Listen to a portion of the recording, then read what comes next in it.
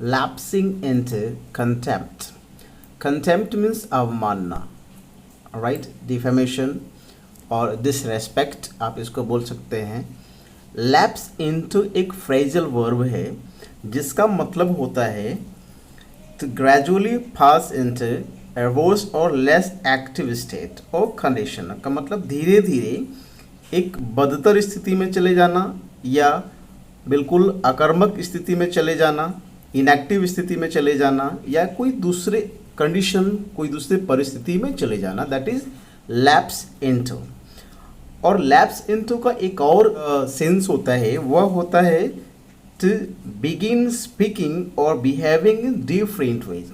मतलब एक अलग तरीके से बोलना या फिर अलग व्यवहार करना जो कि एक्सेप्टेबल जनरली नहीं होता है। यहाँ पर बोल रहा है क्या, लैप्सिंग इनटू कंटेम्प्ट। इसका मतलब क्या हो गया, अवमानना की स्थिति को अपना लेना, अर्थात एक ऐसी स्थिति जो एक्सेप्टेबल नहीं है, सामान्य तौर पर नहीं होना चाहिए, लेकिन ये स्थिति हो रही है। ओके, अब देखते हैं नेक्स्ट क्या है। Finding Prashant Bhushan guilty of contempt reflects a low threshold for criticism। मतलब प्रशांत भूषण को ये अवमानना के केस में दोषी पाना, राइट, दोषी पाना रेफ्लेक्ट्स, यह बताता है, रेफ्लेक्ट्स का मतलब बताना, इस बात को इंगित करना, वो इस बात को रेखांकित कर रहा है, a low threshold for criticism। मतलब आलोचना के लिए एक बिल्कुल निम्न शुरुआत या निम्न दर्जे की जो दहलीज है उसको यह रिफ्लेक्ट कर रहा है, उसको यह इंगित कर रहा है। नेक्स्ट देखते हैं, द सुप्रीम कोर्ट्स ऑर्डर, जो सुप्रीम कोर्ट है उसकी जो ऑर्डर है, और एक चीज़ याद रखेंगे, सुप्रीम कोर्ट के पहले आर्टिकल जो है वो द का इस्तेमाल होता है। द सुप्रीम कोर्ट्स ऑर्डर, जो उच्च न्यायालय है, सॉरी, जो सर्वोच्च न्यायालय है उसकी जो आदेश है, finding advocate Prashant Bhushan guilty of contempt of court reflects poorly on the institutions tolerance of criticism. ये क्या बोल रहा है कि जो सुप्रीम कोर्ट का जो ऑर्डर है फाइंडिंग एडवोकेट प्रशांत भूषण, जिसमें जो एडवोकेट हैं प्रशांत भूषण, उनको फाइंडिंग गिल्टी मतलब दोषी पाता है, यह जो ऑर्डर है ऑफ कंटेम्प्ट, अवमानना के लिए, मतलब न्यायालय की अवमानना के लिए इन्हें दोषी पाया जाता है।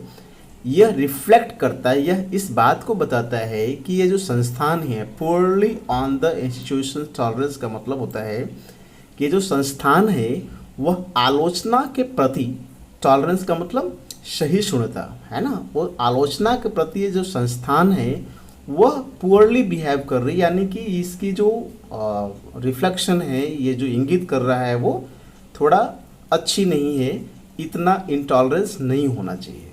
ठीक है। द जजमेंट ऑफ 3 जज बेंच, यानी कि 3 जज बेंच जो है, यानी कि 3 जजों की जो बेंच है उसकी जो जजमेंट है ये on the suo motu contempt. Suo motu का मतलब स्वतः संज्ञान लेते हुए, ये जो मतलब किसका, कंटेम्प्ट का, अवमानना का स्वतः संज्ञान लेते हुए प्रोसीडिंग्स अगेंस्ट भूषण, यानी कि जो मिस्टर भूषण है उनके खिलाफ यह ट्रायल शुरू किया गया। प्रोसीडिंग्स का मतलब कोर्ट में जो भी ट्रायल प्रक्रिया चलती है उसे इंग्लिश में प्रोसीडिंग्स बोलते हैं। Hardly adds to the dignity and majesty of the court that it ostensibly sets out to uphold। अब यहाँ पर क्या बोल रहा है कि इन्होंने स्वतः संज्ञान लिया ये अवमानना के ऊपर, और किसके खिलाफ, मिस्टर भूषण के खिलाफ।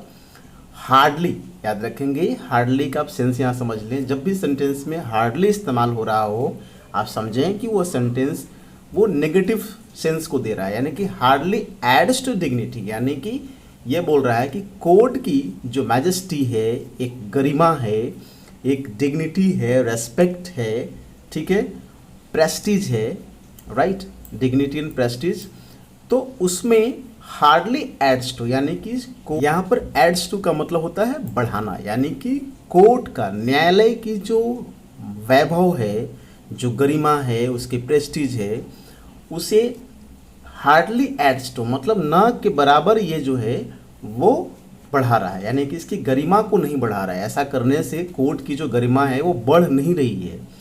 That it ostensibly sets out to uphold, जो कि यह जाहिर तौर पर शो कर रही है। सेट्स आउट का यहाँ का मतलब होता है कि प्रेजेंट कर रही है, कि कोर्ट जो है यह प्रेजेंट कर रही है ना, जाहिर तौर पर प्रेजेंट कर रही है अपने इस स्थिति को दिखाने के लिए कि हम ये जो सुओ मोटो कंटेम्प्ट लिए हैं मिस्टर भूषण के खिलाफ, इससे हमारी कोर्ट की जो मर्यादा है, हमारी जो वैभव है, प्रेस्टीज है, वो बढ़ती है। ठीक है, लेकिन ये ऐसा हो नहीं रहा है। राइट, इट इज़ अनफॉर्चुनेट, यह दुर्भाग्यपूर्ण है, दैट कि टू ट्वीट्स, ये जो 2 ट्वीट्स हैं, and not in set of scandalous और scandalous allegation have occasioned this heavy handed treatment. कहता है कि ये जो स्थिति है यह एक दुर्भाग्यपूर्ण स्थिति है कि ये 2 tweets and not any set of scandalous allegation, और किसी भी तरह का यह आरोप नहीं है कि इनका जो ये कोई बिहेवियर है, इनका जो एक्ट है वो स्कैंडलस है। स्कैंडलस का मतलब अपमानपूर्ण है, और स्कैंडलस है यानी कि अब्यूसिव है, गंदा है, या इस तरह का कोई अवमाननापूर्ण स्थिति है जिससे कि सामने वाले को अब्यूसिव बिहेवियर दिख रहा हो। तो इस तरह का कोई नहीं है इनके बिहेवियर में, इस तरह का कोई आरोप नहीं है। हैव ऑकेशन, क्या है ऑकेशन किया है? 2 ट्वीट्स, यहाँ पर सब्जेक्ट ग्रुप में 2 ट्वीट्स सब्जेक्ट है।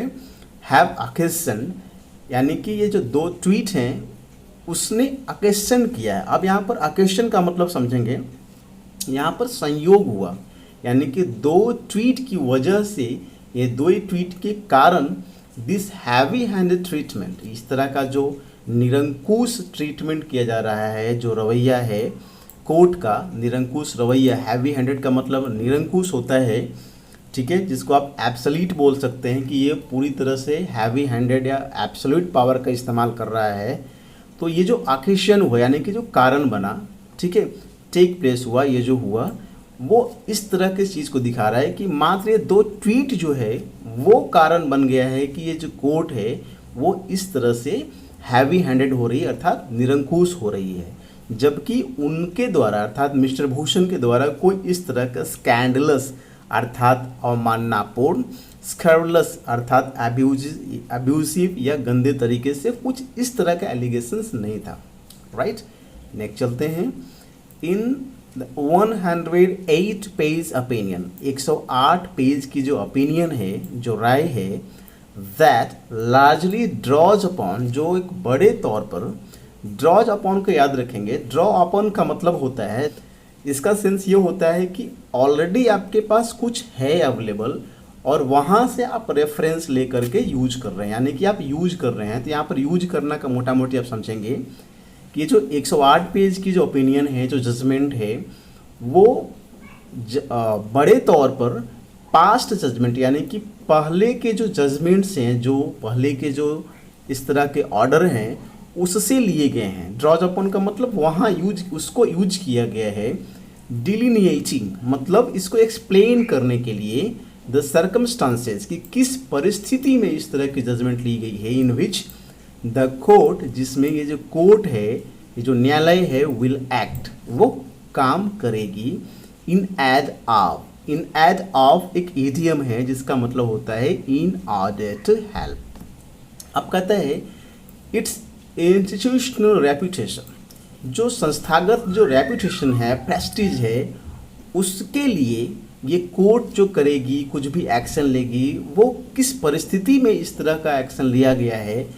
तो इस जजमेंट से पता चलता है कि ये पूरा का पूरा पहले के जजमेंट के पर आधारित इस तरह का एक जजमेंट ओपिनियन है, जो इस पूरी परिस्थिति को बतला रही है कि किस परिस्थिति में कोर्ट जो है वो इस तरह की संस्थागत रेपुटेशन और अथॉरिटी को बचाने के लिए इस तरह का कार्य करेगी। देयर इज लिटिल, लिटिल का मतलब ना के बराबर, अगर इसके पहले कोई आर्टिकल नहीं है देयर इज अ लिटिल होता मतलब there is something, and there is little मतलब देयर इज लगभग nothing. There is little more than a perfunctory analysis to the finding that the tweets amount to criminal contempt. इसका मतलब क्या हुआ आप समझें? There is little more, यानी कि लगभग न के बराबर कुछ ऐसा है than a perfunctory. Perfunctory का मतलब होता है कि आप जैसे कोई इस तरह का कोई कार्य कर रहे हैं जो कि लापरवाही पूर्ण हो और आपके जो हिडलेस बिहेवियर है उसमें, यानी कि आपको लग रहा है कि आप बिना सोचे विचारे मतलब अनमने ढंग से आपने कर दिया हो, यानी कि आपकी जो ये जजमेंट है इससे यह पता चल रहा है कि आपके जो करने का तरीका है वो आप सीरियस होकर के आप इसको नहीं कर रहे हैं, आपने अनमने ढंग से और लापरवाही के तरीके से आपने काम किया है। ठीक है, परफंक्टरी का मतलब होता है लापरवाही तरीके से, अनमने ढंग से। नॉनचलेंट इसका आप एक ले सकते हैं, एक जो सिनोनिम से है। एनालिसिस, लीडिंग टू, आपको प्रीवियस वीडियोज में भी मैंने बताया है, लीड टू का मतलब होता है कारण बनना या रिजल्टेंट, उसके रिजल्ट में जो हो रहा है। लीडिंग टू, अच्छा ये लीडिंग टू क्या है, किसके लिए है? परफंक्टरी एनालिसिस, यानी कि जो आपने अनमने ढंग से आपने जो एनालिसिस किया है उसके रिजल्ट में क्या हुआ, लीडिंग टू द फाइंडिंग, यह पाया गया, फाइंडिंग का मतलब है जो एक जजमेंट बना उसके लिए आ रहा है यहाँ पर finding, that the tweets amount to criminal contempt, है ना, कि जो ट्वीट है वह एक आपराधिक अवमानना के बराबर है। ठीक है, ये स्थिति कैसे पैदा हुआ? क्योंकि कोर्ट की जो बिहेवियर है ना वो परफंक्टरी एनालिसिस है, यानी कि कोर्ट ने अमान्य तरीके से बिल्कुल सोचे समझे बिना इस तरह का डिसीजन ली है।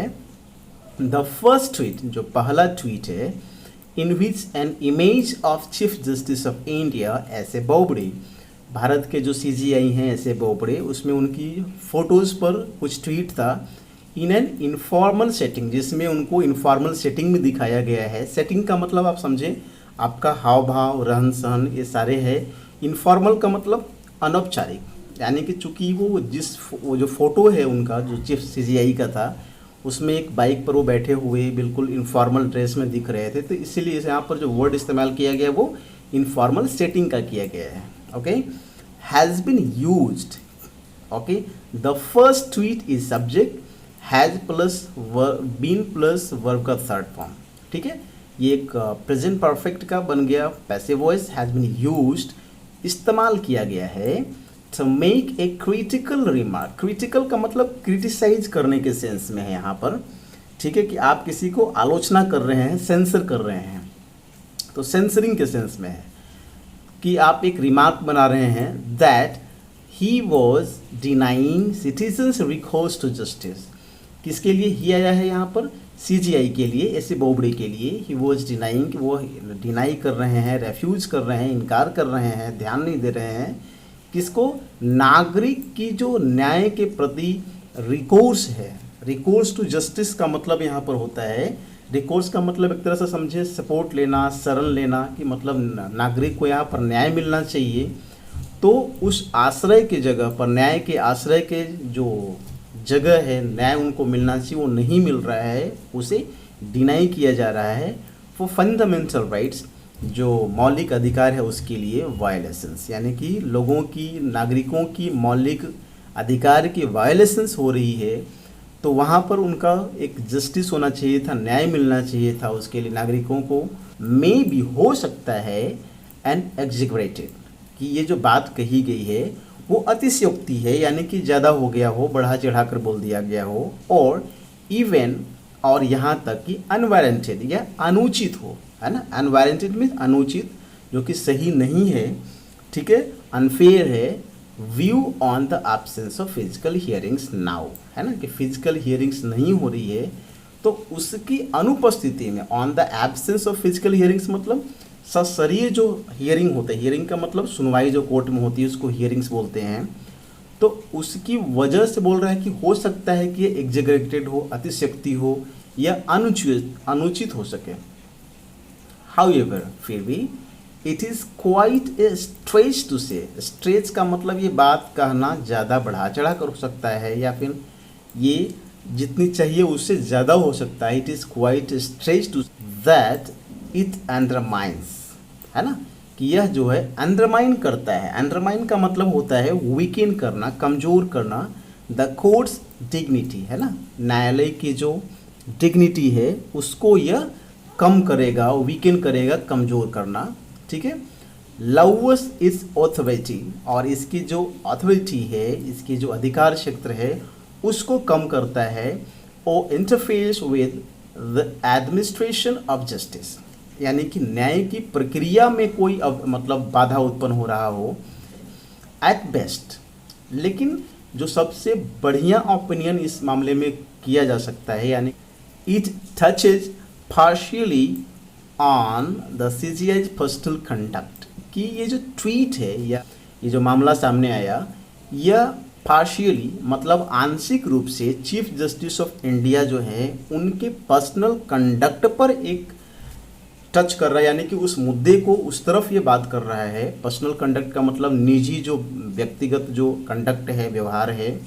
एंड पार्शियली और आंशिक रूप से on his administrative decision making, और प्रशासनिक जो निर्णय लेने की जो तरीका है उस पर एक बात कर रहा है।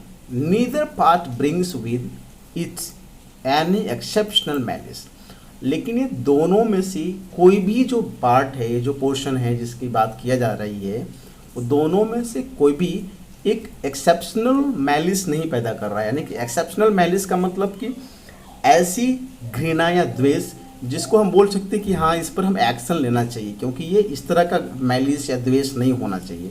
तो एक्सेप्शनल मैलिस नहीं है, द्वेष नहीं है, स्क्रैबिलिटी नहीं है, घृणा नहीं है। स्क्रैबिलिटी का मतलब ही होता है आप डिसरिस्पेक्ट बोल सकते हैं, एब्यूसिव बोल सकते हैं, है ना, जिसको आप बोल सकते हैं गंदी तरीके से बोला गया हो। वारंटिंग एक्शन फॉर क्रिमिनल कंटेम्प्ट, कि आप जो है इस तरह का मतलब क्रिमिनल अवमानना के लिए एक्शन लें। वारंटिंग का मतलब उचित ठहरा है, कि आपका जो एक्शन है वो उचित है, क्योंकि उनके द्वारा जो किया हुआ ट्वीट है वह क्रिमिनल कंटेम्प्ट के अमाउंट करता है। अमाउंट का मतलब उसके बराबर होता है, यानी कि क्रिमिनल जो अवमानना है, ठीक है, आपराधिक अवमानना के बराबर है, राइट। तो आप उसको उचित नहीं ठहरा सकते हैं इस तरह से, क्योंकि ये इनका जो दोनों का दोनों ट्वीट जो है उससे इतनी बड़ा द्वेष या इतना बड़ा डिसरिस्पेक्ट जो है वो सिस्टम को नहीं पैदा हो रहा है। It is precisely this sort of criticism, और ये खास करके वह इस तरह की आलोचना है दैट कि the judiciary ought to have able to shrug off। shrug off का मतलब होता है आप इग्नोर कर दें, है ना, इग्नोर करें मतलब ध्यान नहीं दें या इम्पोर्टेंस नहीं दें उसको। shrug off का मतलब इम्पोर्टेंस नहीं देना। तो कहता है कि ये जो क्रिटिसिज्म है, ये जो आलोचना उनके द्वारा किया गया है जुडिशियरी के ऊपर, वो ऐसा था कि जुडिशियरी को ought to be मतलब उनको चाहिए कि ought to be able to shrug off, मतलब जुडिशियरी जो है इस मुद्दे को ज़्यादा इम्पोर्टेंस नहीं दे, shrug off करे, इसको डिसमिस करे, राइट। द सेकेंड ट्वीट, जो दूसरी ट्वीट है, in which mister Bhushan has blamed the court, कि न्यायालय को उन्होंने यह आरोप लगाया है, मोर पर्टिकुलरली और खास करके द लास्ट 4 CGIs, पिछले जो 4 चीफ जस्टिस ऑफ इंडिया रहे हैं उनके संदर्भ में, for the destruction of democracy, किस लिए आरोप लगाएं कि भाई जनतंत्र की जो है वो बर्बादी हो रही है, वो बर्बाद हो रही है जनतंत्र इन द लास्ट 6 ईयर, पिछले 6 सालों में, even without a formal emergency, जबकि यहाँ पर कोई औपचारिक इमरजेंसी नहीं है, फिर भी इस तरह की डेमोक्रेसी की, जनतंत्र की हत्या हो रही है। डिस्ट्रक्शन ऑफ डेमोक्रेसी मतलब जनतंत्र की हत्या। रिक्वायर्स नो डिफेंस, ठीक है, इसमें कोई डिफेंस की ज़रूरत नहीं है। क्या रिक्वायर्स किसके लिए आया, इसकी सब्जेक्ट क्या है, the second tweet. The second tweet requires no defence, यानी कि इसमें किसी तरह का डिफेंस करने की ज़रूरत नहीं है। It is clearly in the nature of political opinion, क्योंकि जो दूसरी ट्वीट है ये बिल्कुल राजनीतिक ओपिनियन है, इसका जो स्वभाव है इस ट्वीट का वो बिल्कुल राजनीतिक ओपिनियन है। यह be it with reference to the working of the institution or the four personages who headed to the judiciary during the period। अब कह रहा है चाहे यह मुद्दा जो है वह इस संस्थान के काम करने के तौर तरीकों से जुड़ा हुआ हो या द फोर पर्सनेजेस। आप यहाँ रखेंगे पर्सनेजेस जो है वो पर्सन को ही डोनेट करता है, यानी कि पर्सनेज का मतलब व्यक्ति ही होता है, लेकिन जो खास तरह के व्यक्ति होते हैं जैसे CGI chief justice of India जो होते हैं वो खास व्यक्ति हैं, कोई ऐसे सामान्य व्यक्ति नहीं है। तो सामान्य व्यक्ति के अलावे जो खास व्यक्ति होते हैं उनके लिए इंग्लिश में पर्सनेज का इस्तेमाल होता है। तो कहता है कि ये जो खास व्यक्ति हैं ये चार जो सीजीआई हैं, जो चीफ जस्टिस ऑफ इंडिया हैं ये चार, हु हेडेड द जुडिशियरी, जो इस सिस्टम को, इस न्यायतंत्र को उन्होंने हेड किया है यानी कि उसके मुख्य रह चुके हैं ड्यूरिंग द पीरियड, पिछले उस दौरान में, पुराने कार्यकाल में।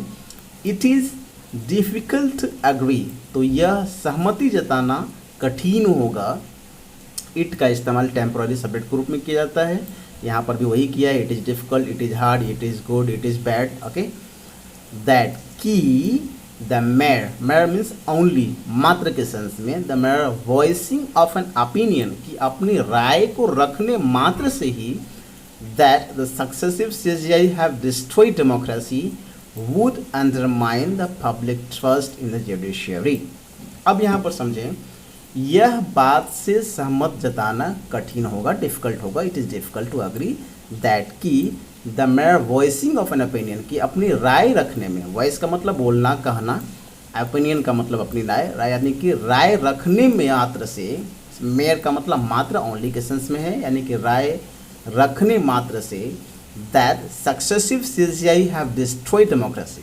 सक्सेसिव का मतलब जो लगातार वो जो चारों सीजीआईज रहे हैं उन्होंने डेमोक्रेसी को डिस्ट्रॉय किया है, बर्बाद किया है। वुड अंडरमाइन, इससे जो है पब्लिक ट्रस्ट अंडरमाइन होगा। अंडरमाइन का मतलब वीकेन होगा, कमज़ोर होगा, लोगों की जो विश्वास है वो घटेगी, राइट। इसमें इन जुडिशियरी है ना, न्याय तंत्र में, specially in the backdrop of, मतलब उस संदर्भ में अगर आप देखें, इन द बैकड्रॉप का मतलब खास करके उन संदर्भ में, सम फॉर्मर जजेस, कुछ पूर्व जजेस जो हैं यानी कि पूर्व के कुछ न्यायाधीश जो रहे हैं, टू, उन्होंने भी होल्डिंग शार्पली क्रिटिकल ओपिनियन, उन्होंने भी बिल्कुल कटु आलोचना वाली राय रखा था, of the conduct of some of them, यानी कि कुछ जजेस ने भी अपने पूर्व सीजीआई के संदर्भ में ये बात बोला था कि उनका जो कंडक्ट है वो सही नहीं है, और उसके लिए उन लोगों ने काफ़ी आलोचना किया था। किसने किया था? जजेस ने। इन इट्स नेचर, प्रकृति में, इंटेंट एंड स्विप, यानी कि स्वभाव जो है उस संदर्भ में, इरादा जो है, इंटेंशन है, मिस्टर भूषण्स एब्रेसिव, एब्रेसिव का मतलब रूड होता है, रूखापन जिसमें हो। एमिडवर्शन, एमिडवर्शन का मतलब निंदा, यानी कि रूखापन जिसको बोलते हैं ना, कटु सत्य या कटु आलोचना करना, खरी खोटी बोलना। तो एब्रेसिव एमिडवर्शन ऑफ जुडिशियल कंडक्ट का मतलब होता है न्यायतंत्र के व्यवहार से संबंधित जो आप खरी खोटी सुनाते बोलते हैं, यानी कि मिस्टर भूषण का जो कटु आलोचना था न्यायतंत्र के बिहेवियर पर, उनसे कंडक्ट पर, इज है नो मोर डिस्कॉर्डेंट। लेकिन यहाँ पर आगे आप देखिए दैन लग गया, यानी कि सेंस यहाँ पर कैसे देखना है, is no more discordant than a former CJI being accused of being collusive of being under executive influence. अब इसको ज़रा समझें। और misusing his powers as master of the roster with a view to obtaining favourable outcomes. यहाँ पर क्या बोल रहा है कि मिस्टर भूषण की जो यह रूखा रूखी बात है, कटु सत्य है, कटु आलोचना वो जो करते हैं जुडिशियल कंडक्ट पर, न्यायिक तंत्र पर, न्याय की प्रक्रिया पर, is no more discordant than a former CJI being accused by his colleagues.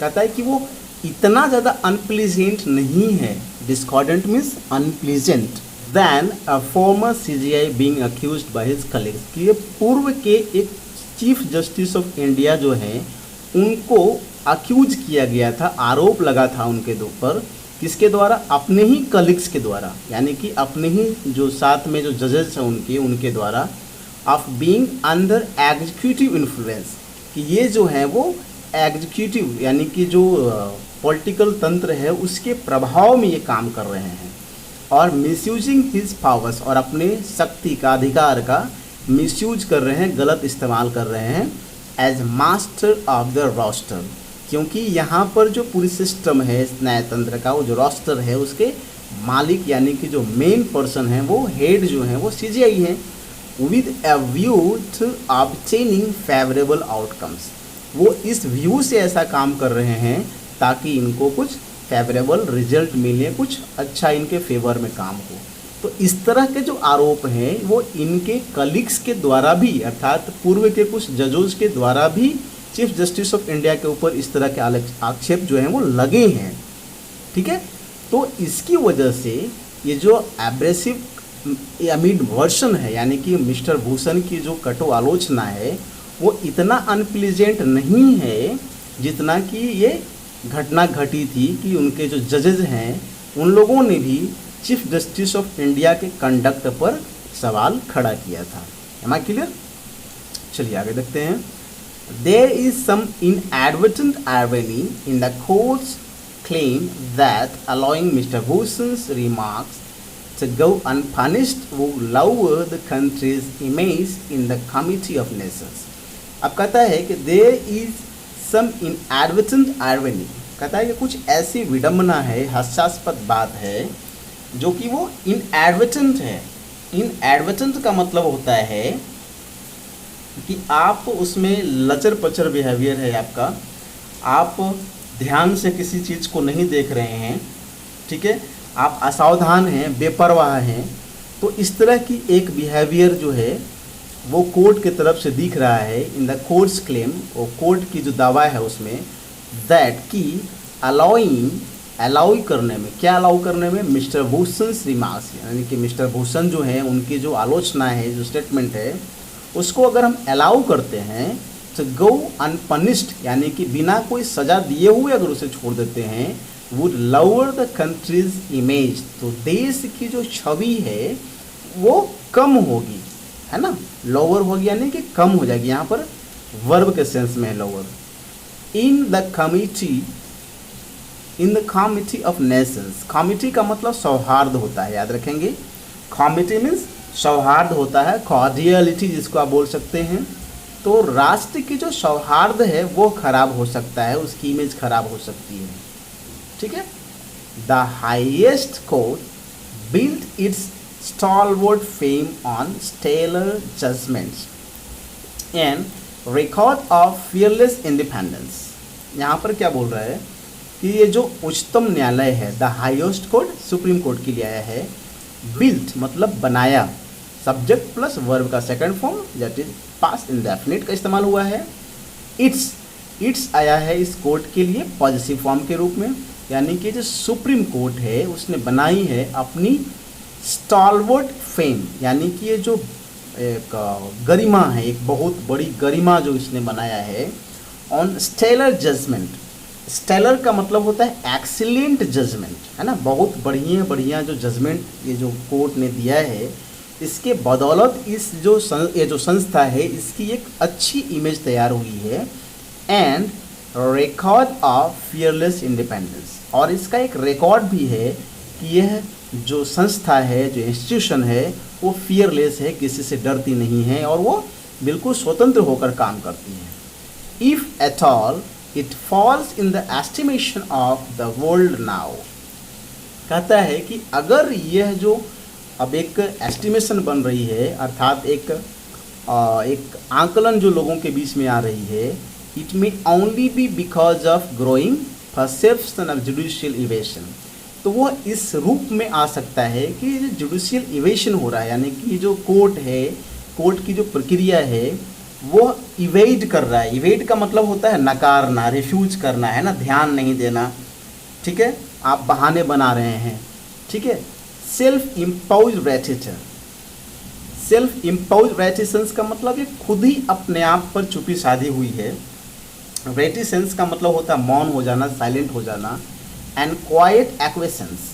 Quite का मतलब होता है शांत, एक्वेसेंस का मतलब होता है रजामंदी, यानी कि चुपचाप आप रजामंदी दे रहे हैं, शांति भाव से, बिना कुछ बोले हुए हामी भरते जा रहे हैं in the face of executive power, यानी कि हमारे देश की जो एग्जीक्यूटिव पावर है वो कुछ भी करते जा रही है और आप चुपचाप मौन बन कर के बैठे हुए हैं। आप अपनी इस मौन से आप यह साबित कर रहे हैं कि वो जो कुछ भी करेंगे उसमें हमारी हाँ है। Right friends, I hope I have made my all points clear. If you really like this video, share this video to your contacts, your circle. Thank you very much.